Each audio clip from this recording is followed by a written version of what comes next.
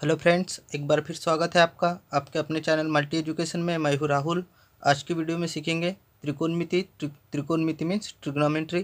त्रिकोणमिति के पूरे अनुपात एक एक करके निकालेंगे बिल्कुल आसानी से, ट्रिक वाइज। आपको सिर्फ वीडियो को लास्ट तक देखना है और अच्छे से समझना है। तो चलिए, वीडियो शुरू करने के पहले वीडियो को लाइक करें और चैनल पर नए हैं तो चैनल को सब्सक्राइब कर ले। तो देखते हैं अब त्रिकोणमिति। त्रिकोणमिति मीन्स ट्रिग्नोमेट्री। त्रिकोणमिति की जब भी बात करते हैं तो त्रिकोणमिति में हमेशा एक समकोण त्रिभुज का यूज़ किया जाता है, मीन्स राइट एंगल ट्रायंगल का यूज़ किया जाता है। तो देखिए, इसमें ए बी सी एक हमारा समकोण त्रिभुज हो गया, मीन्स राइट एंगल हो गया। अब इस समकोण त्रिभुज में यहाँ पर जो कोण है, कोण बी 90 अंश का है।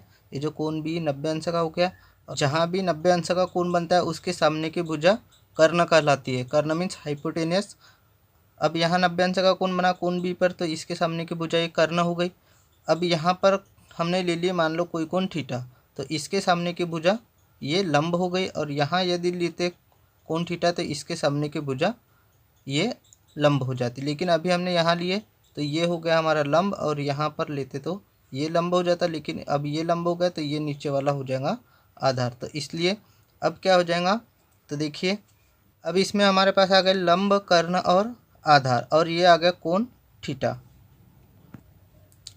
अब इस त्रिभुज से हमें ट्रिग्नोमेट्री रेशो निकालना है। तो ट्रिग्नोमेट्री रेशो, त्रिकोणमिति अनुपात निकालने के लिए हमें याद रखना पड़ेगा लाल, एल ए एल हो गया लाल, और अपान में के ए कक्का। तो लाल बटे कक्का, इनके बीच में यहाँ पर ऐसी लाइन खींच दी तो ये लाल हो गया और ये बटे की लाइन हो गई, तो लाल बटे कक्का। इसको याद रखना है। इसी से हम पूरे त्रिकोणमिति अनुपात निकालेंगे इस त्रिभुज के माध्यम से। तो देखिए, हमारे पास त्रिकोणमिति अनुपात इस प्रकार से 6 त्रिकोणमिति अनुपात होते हैं। त्रिकोणमिति अनुपातों की संख्या होती है 6। पहला होता है साइन, फिर कॉस, फिर टेन, फिर कॉट, सेक और कॉसेक। इस प्रकार से 6 त्रिकोणमिति अनुपात होते हैं। इनके एक एक करके मान निकालेंगे। अब देखिए, अभी हमने बताए थे हमें लेना है एल ए एल लाल अपान के ए कक्का। अब इतना लिखने के बाद में इनको ऐसा बॉक्स में बंद कर देंगे, ऐसा बॉक्स में बंद कर देना है। इस प्रकार से बॉक्स में बंद कर देंगे ऐसे, तो हमारे पास 6 बॉक्स बन जाएंगे, 1 2 3 4 5 6। और हमारे पास त्रिकोणमिति अनुपात भी कितने, 6, 1 2 3 4 5 6, 6 बॉक्स बन गए। अब जैसे जैसे यहाँ पर है इनको नाम दे देते। पहले में साइन है तो यहाँ पर हमने दे दिए साइन थीटा, दूसरे में कॉस है कॉस थीटा, तीसरे में टेन है तो टेन थीटा। अब जैसा कि हम इधर लेफ्ट टू राइट ऐसा गए तो ऐसा हम रिटर्न होंगे वापस। तो क्या हो जाएगा, लेफ्ट टू राइट गए तो राइट टू लेफ्ट रिटर्न हो जाएंगे। तो साइन कॉस टेन हो गया, तो यहाँ पर साइन कॉस टेन हो गया। अब देखिए कॉट सेक और कॉसेक, तो अब इधर रिटर्न होंगे तो हमारे पास ये वाला हो जाएगा कॉट थीटा, उसके बाद में ये हो जाएगा सेक थीटा, और ये लास्ट में आ जाएगा कॉसेक थीटा। चूंकि इतने मान निकाल लिए हमने, अब इसके बाद में देखिए एल मीन्स हो जाएगा हमारा, एल मीन्स लंब हो गया।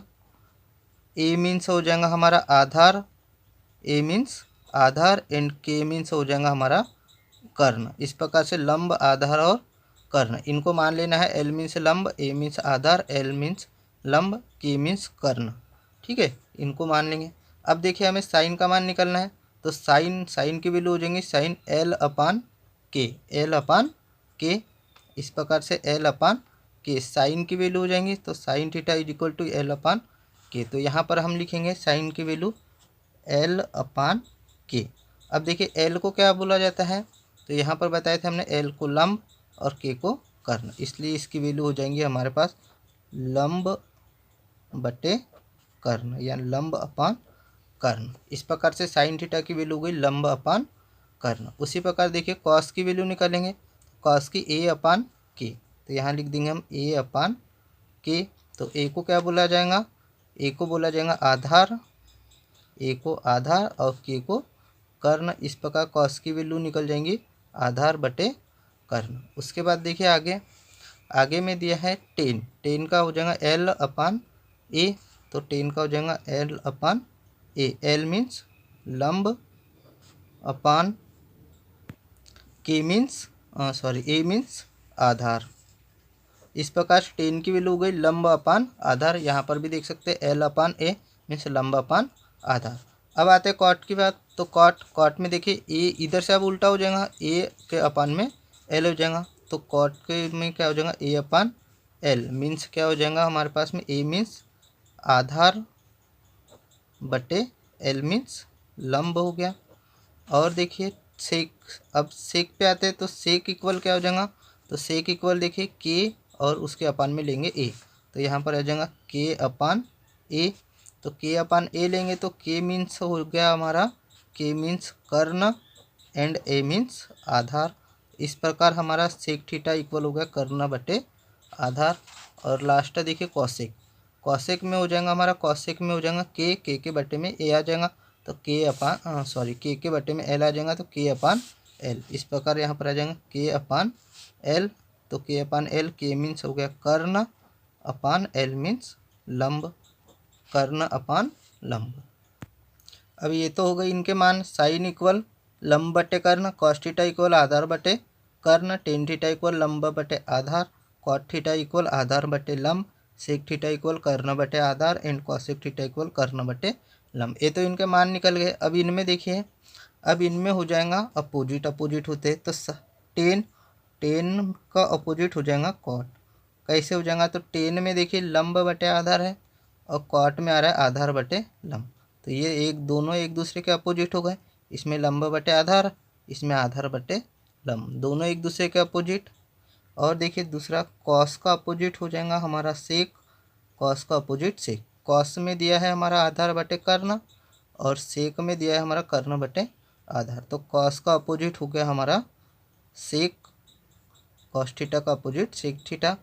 उसी प्रकार साइन थीटा का अपोजिट हो जाएगा इधर कॉसेक थीटा, क्योंकि साइन थीटा में दिया है लंब बटे कर्ण और कॉसेक थीटा में दिया कर्ण बटे लंब, इसलिए साइन थीटा का अपोजिट हो गया हमारा कॉसेक थीटा। इस प्रकार से ये तीनों एक दूसरे के अपोजिट होते हैं, तो क्या क्या होगा, टेन का कॉट, कॉस का सेक एंड साइन का कॉसेक। देखिए आगे देखते हैं, तो क्या हो जाएगा अपोजिट, साइन का अपोजिट हो जाएगा कॉसेक, कॉस का opposite sec and tan theta का अपोजिट कॉट थीटा। याद रखना है साइन का कॉसेक, कॉस का सेक, टेन का कॉट। अब इनके पारस्परिक संबंध के सूत्र निकालेंगे, तो देखिए पारस्परिक संबंध। अब देखिए साइन थीटा का अपोजिट है कॉसेक थीटा, तो इससे फार्मूला निकालेंगे फर्स्ट, तो हो जाएगा sine theta is equal to हो जाएगा 1 अपान कॉसेक थीटा, क्योंकि साइन थीटा का अपोजिट कॉसेक थीटा है, इसलिए sine theta equal 1 upon cosec theta. इसको मान लेते हैं हम फर्स्ट का ए, फर्स्ट का ए formula sign theta equal 1 upon cosec theta, क्योंकि साइन थीटा का अपोजिट कॉसेक थीटा है। अब बी सूत्र देखिए, बी में कैसा बनेगा, अब साइन थीटा का अपोजिट कॉसेक थीटा है, तो कॉसेक थीटा का अपोजिट भी साइन थीटा होगा, इसलिए cosec theta is equal to क्या हो जाएगा 1 अपान साइन थीटा हो गया, क्योंकि जब साइन का अपोजिट कॉसेक है तो कॉसेक का अपोजिट भी साइन है, इसलिए कॉसेक थीटा इक्वल 1 अपान साइन थीटा।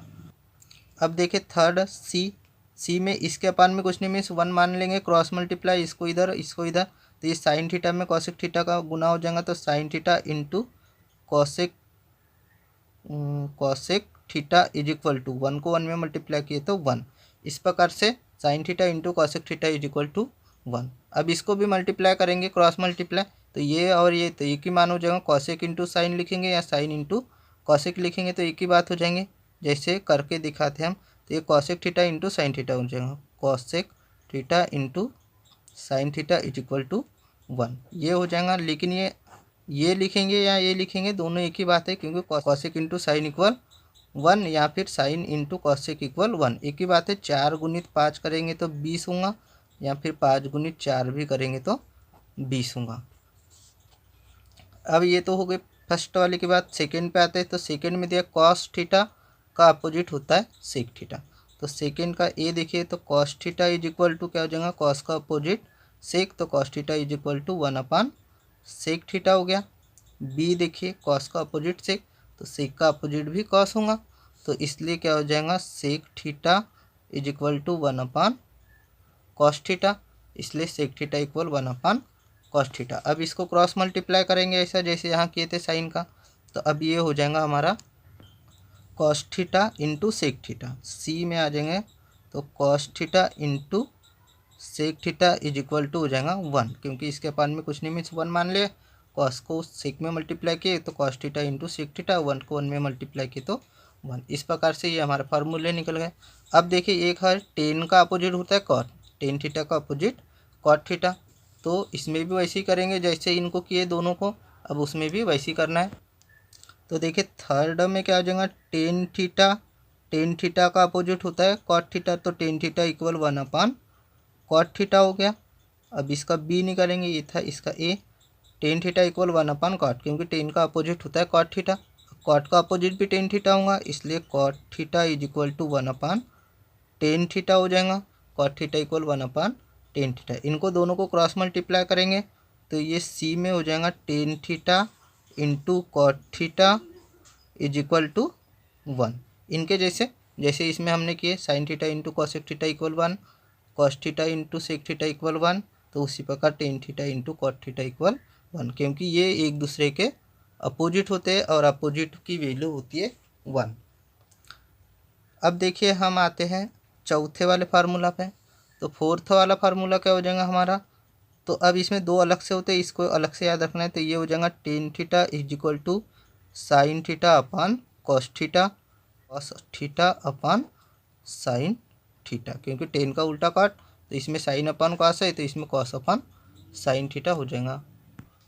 अब देखिए sine theta into cosec theta equal 1 तो बताए, लेकिन ये होता कैसे तो वो समझा देते हैं। Sine theta into cosec theta is equal to 1 ये होता है करके हमने बताया। अब देखिए साइन की वैल्यू, तो साइन की वैल्यू हमारे पास होती है लंब बटे कर्ण, तो साइन थीटा की वैल्यू हमारे पास में हो गई लंब बटे कर्ण हो गई, गुणित इंटू मीन्स गुना, कॉसेक थीटा की वैल्यू हमारी हो जाएंगी कर्ण बटे लंब, क्योंकि ये दोनों एक दूसरे के उल्टे हैं। अब देखिए क्या हो जाएगा, लंब से लंब कटा, कर्ण से कर्ण बटा कटा, कितना बच गया 1, इसलिए यहाँ पर कितना गया हमारा 1। इसलिए sine theta into cosec theta equal 1 होता है, क्योंकि ये एक दूसरे के अपोजिट होते इसलिए इनकी वैल्यू कितनी होती है 1 गुना करने पर। अब उसी प्रकार